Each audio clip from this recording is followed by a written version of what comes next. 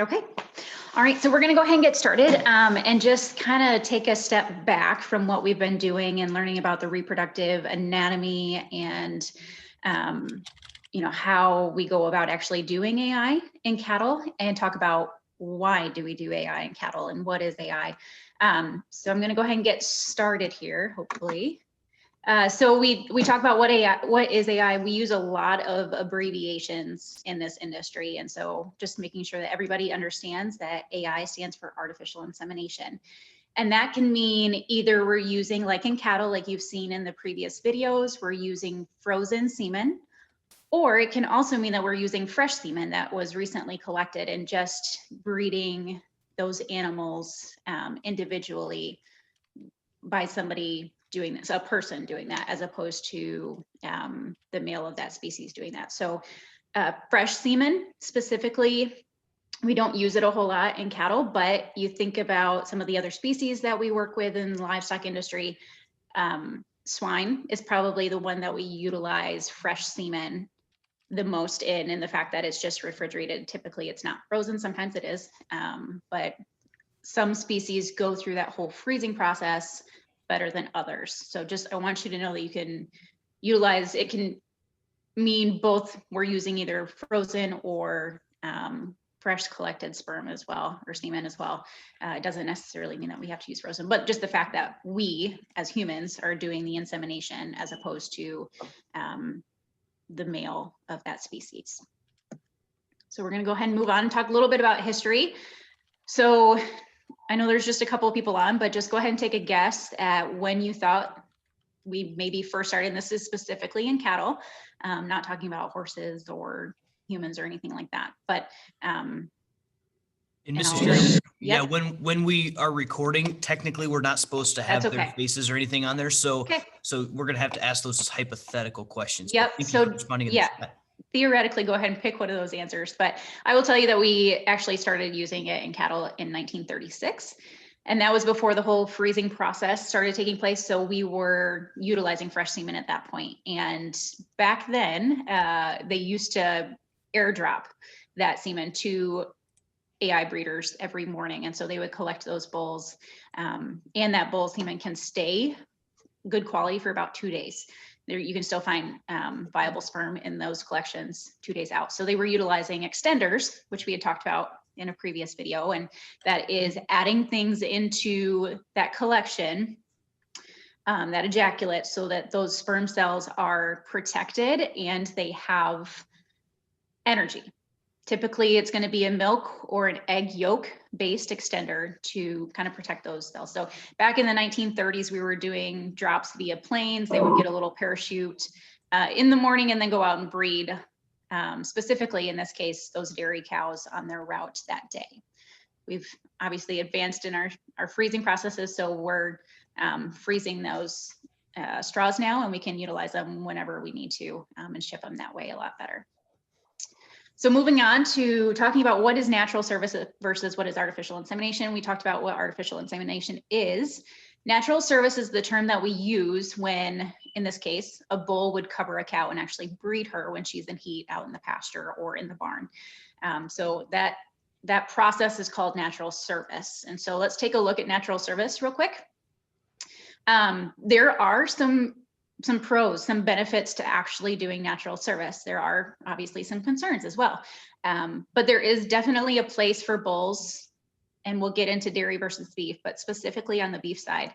And, you know, I will, even being employed by an AI company, I will be the first to admit that there are specific situations where bulls are your better option. When we think about the numbers, typically one bull, especially if they're a younger bull, can cover about 25 cows. If you get up over 25, you'll start to get to where they won't be able to keep up with the cows that are coming into heat. If you have an older bull who's more fertile, you can get that number up to around 40 or 45. But just know that typically you can only put one bull with 25 cows and expect a good outcome on number of pregnancies. So some concerns about that. They can be expensive. The high selling beef bull last year in the US was over $1 million. That's not going to be feasible for most of our beef or our dairy producers to go out and buy those bulls at that cost. So, and depending on the market, sometimes they'll go through downturns where they're not as expensive, but typically they can be pretty darn expensive when you're just thinking about we're only getting 25 cows pregnant for a time period with one animal. Liability, if you've ever been around bulls or males that have not been castrated, typically they're more aggressive than your females would be. So especially bulls, some of the dairy bulls can be pretty darn aggressive. So we just want to make sure that we are aware of that when we have those animals on our farm and that we're not putting others at risk. And then also disease. If a bull does have a venereal disease, he can spread that to your entire cow. So sometimes you won't know that he carries a disease until you go to preg check and none of your cows are pregnant. And now you're kind of stuck because you're 2 months out from where you were expecting to have all these cows pregnant. So they can be a carrier of disease and spread that through your entire cow herd. Some pros of it, it's obviously pretty easy. You turn him in with the cows, you let him do his job, you take him out and then preg check, and theoretically most of your cows should get pregnant. And you don't have to worry about handling those animals. When we talk about when we're AIing, you have to restrain those animals. You have to be walking through those animals, knowing when they're coming into heat. So that is, a pro of it. It's kind of a drop them off and kind of forget about it for a little while. Okay, try and move forward. Here we go. So let's talk about the pros and cons of artificial insemination. One thing that I want to make sure that you understand is that one person can breed hundreds of animals. So on a typical day, I know some of my large beef projects, the most I've ever done is 125 in a day, but it can be done. So one person can make sure that we inseminate lots of animals as opposed to one bull inseminating only 25 to 40 cows. Some concerns, it takes a long time to, it's a skilled task. Typically, if you just go and try and breed a cow and you've never done it before, you're not going to be successful. It just takes lots of practice. And you also have to handle those animals and make sure that they're restrained so that you don't get hurt and so that you don't hurt those animals. And it can be time consuming because we're walking those pens or bringing up those cows out of the pasture in order to get those females sorted off and get them bred. Some pros, we talked about the cost of bulls. You can get superior genetics for a much smaller fraction of the cost. So on the dairy side, a unit of semen can range anywhere typically from $5 to $50. On the beef side, we're around that $25 mark. If we're using sex semen, we're at the $50 mark. But when you compare that to $500,000 or even a $5,000 bull, it's a lot easier to swallow, $25 as opposed to $5,000 plus the cost of feed. So it can be very cost efficient depending on your herd setup and your herd size. Okay, so we're going to go ahead and just talk about specifically the dairy herds and what are we looking at when we're talking about AI in the dairy industry. So about 85% of dairy cows in the US are bred via artificial insemination. So, and this will vary drastically from the beef. So why are we utilizing AI at such a high rate on dairy cows? Because we are handling those animals every day. All of the dairy animals in Michigan, or a majority of them, 95% of those animals are housed inside. They are in confinement in barns where they're going through milking parlors multiple times a day. And so we are seeing those animals. We have the ability to get them separated and restrained so that we can breed them. You can access those superior genetics, and we even go through and do what we call mating cows, where we go through and we have people that walk through those barns and evaluate where that particular cow is really good and where she could have some improvement. So if she has a really bad udder, we could pick out a bull that specifically improves udders for that cow. And so we can do what's called mated breedings, which is, we're picking out one bull for this cow and one bull for another cow, and trying to maximize the amount that her offspring can increase in their phenotype. It can be incredibly cost efficient because you're not having to house those bulls. You're not having to worry about those bulls or feed those bulls or worry about in the next one, the biosecurity, you're not worrying about those diseases. So we take lots of precautions to make sure that we're being really clean about what we're doing and we're controlling disease spread when we're breeding these animals. So some challenges, like we had mentioned before, it's a skilled practice or a skill that you have to acquire through lots of practice. And so not everybody can do that. Some people are really good at it and some people aren't. So you have to just make sure that you're watching and finding those people that can do this practice or can breed cows really well. When we're talking specifically in dairy cows, a challenge can be conception rate, or how many cows are going to get pregnant off of that breeding. When we think about dairy cows, they are working incredibly hard. Their main income is off of the milk that they produce. And their bodies, at points in their lactation, their body's main concern is not getting pregnant, it's milk production.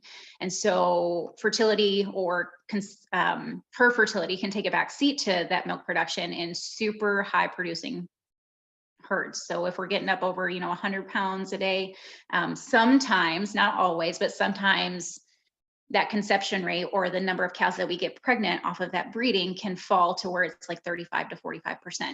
So on average, we are breeding these cows 2 to 3 times on dairy herds in order to get a pregnancy.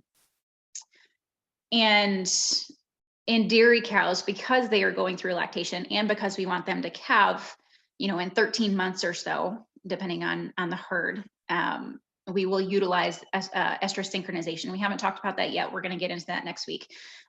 But that is that manipulation of the estrus cycle through hormone injections. So that synchronization process, because those hormones have to be given at specific times and specific doses, that can be labor intensive, just making sure that somebody's going out and identifying those cows and giving those shots correctly. So now that we've talked about what it looks like on a dairy, I'm going to show you just a video of one of the dairy herds that I was at last Thursday and just kind of walk you through this. If you've never seen AI done or what we typically do on dairy herds, this was one of my farms with the owner's permission. I videotaped some of it, so I apologize. It's less than mediocre quality. But in this particular herd, we've got about 350 cows that we are walking through every day. And on dairy herds, most of the time on these larger herds, we're utilizing tail chalk. So you can see myself putting tail chalk on these cows because we're only walking the herds once a day. We are relying on being able to look at that chalk that we've put on and tell whether she's been in heat or not. Because we're not observing them multiple times a day, we don't necessarily know. So in this case, the green chalk that you're seeing, those cows are pregnant. So I know that I don't have to really look at them in super detail. The pink would be ones that are eligible. So I'm just touching up some of these girls, and we're going to see as this video progresses, we're going to see what a cow looks like that has been in heat. So you can see the green here. And the second cow, I'm going up and going to go check her number because she doesn't really have a whole lot of paint on her or chalk on her tail. So that's a red flag to me that I need to take a look at her number, take a look at her records that I have on paper in front of me and see, okay, has she been bred before? And if she was bred, was it around 21 days ago?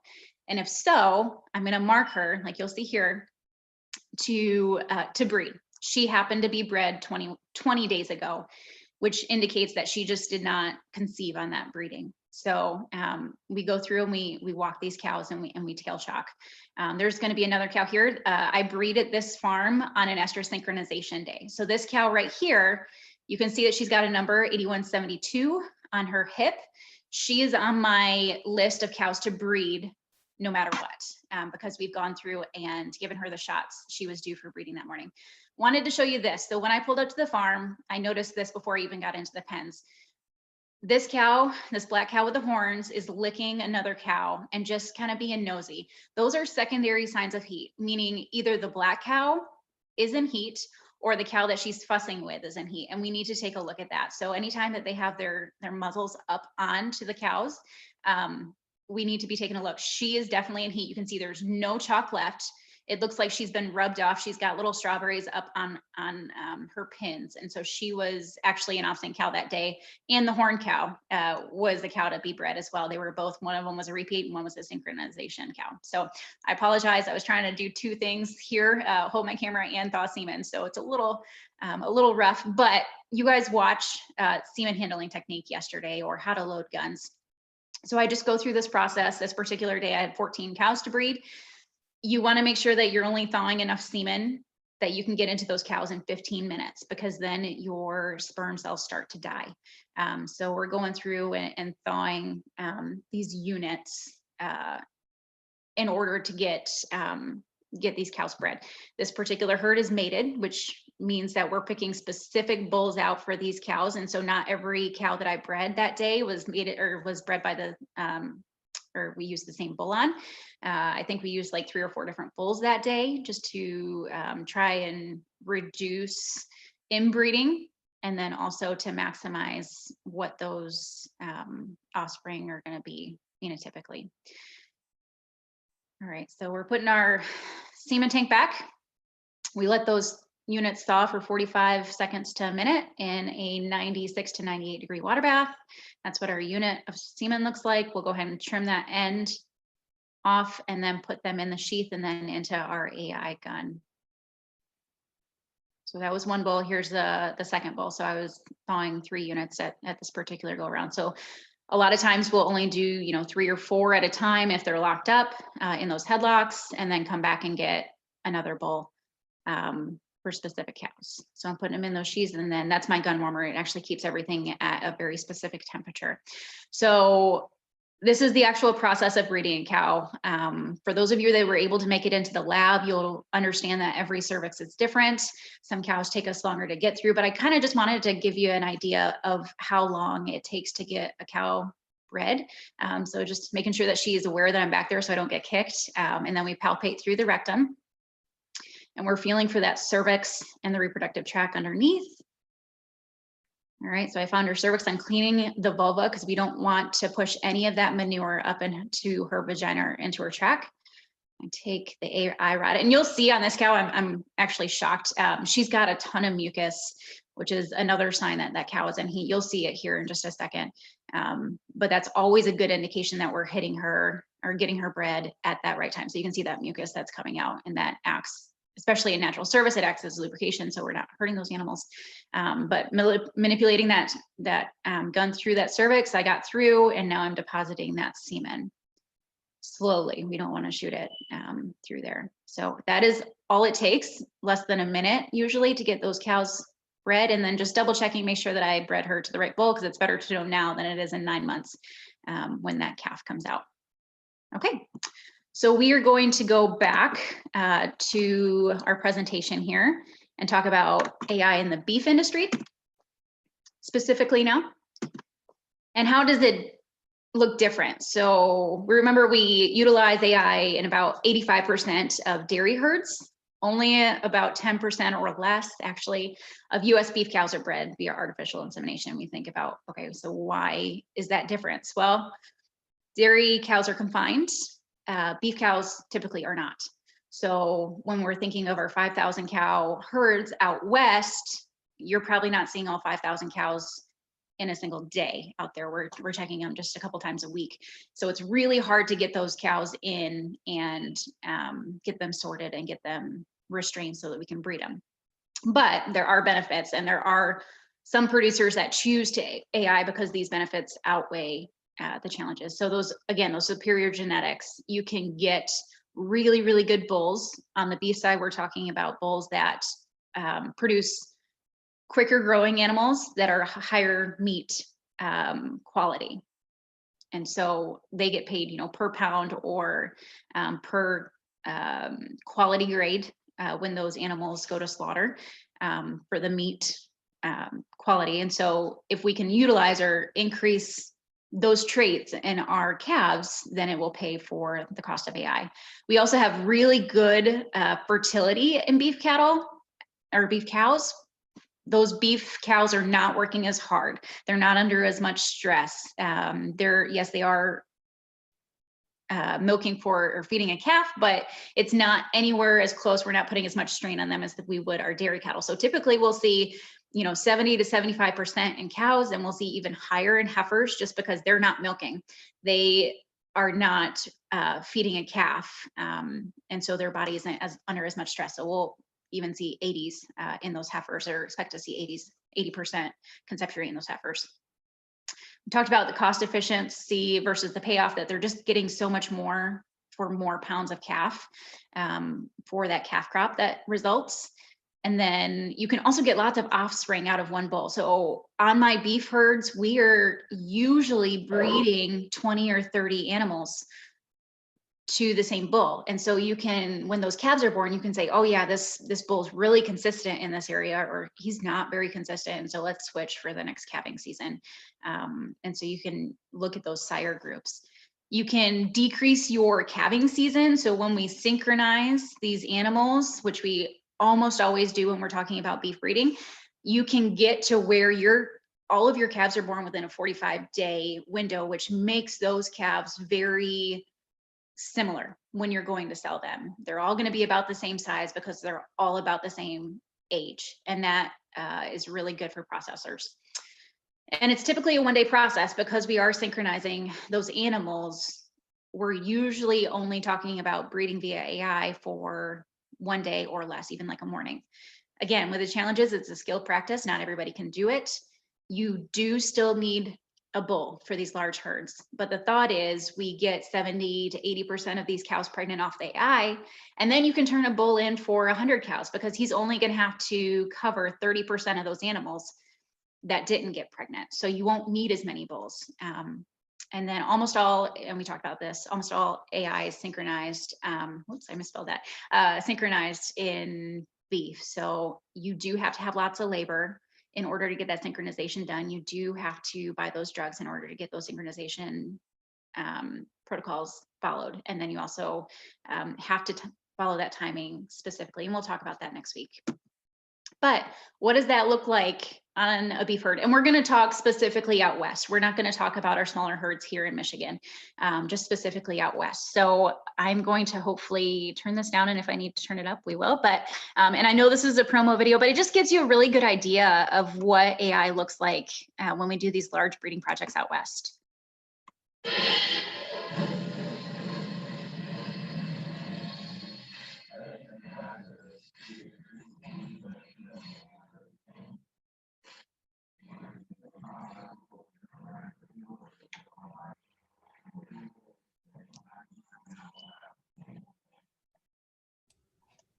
Jenny, can you hear that? Because we can't hear anything.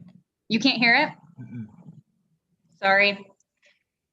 We'll talk about it a little bit, but just I want you to kind of get the understanding of that, they're getting these cows in the morning, and then, by noon, they've got 250 cows that are bred.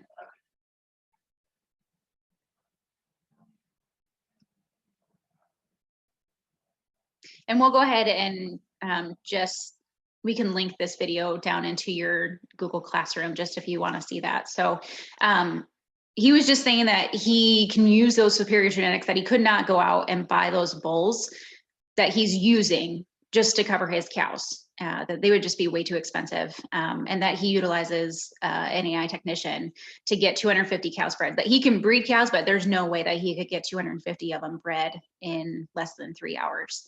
So that, when we talk about AI and beef cattle, typically that's what it's going to look like when we talk about our numbers. Here in Michigan, it's a little different. We have a lot smaller farms. We still do utilize synchronization quite a bit, but we're going to be, breeding anywhere from 1 to maybe 100 or 150 in a day, as opposed to 250 to 500 in a day, like we would out west. And so it's not quite to the scale that out west would be. So that is the end of my presentation. I'll stick on the call if anybody has any questions that they want covered, or I don't know if there's any that have come in, but thank you for allowing me to talk about it. Perfect. Thank you for coming, Mrs. Sheridan. We appreciate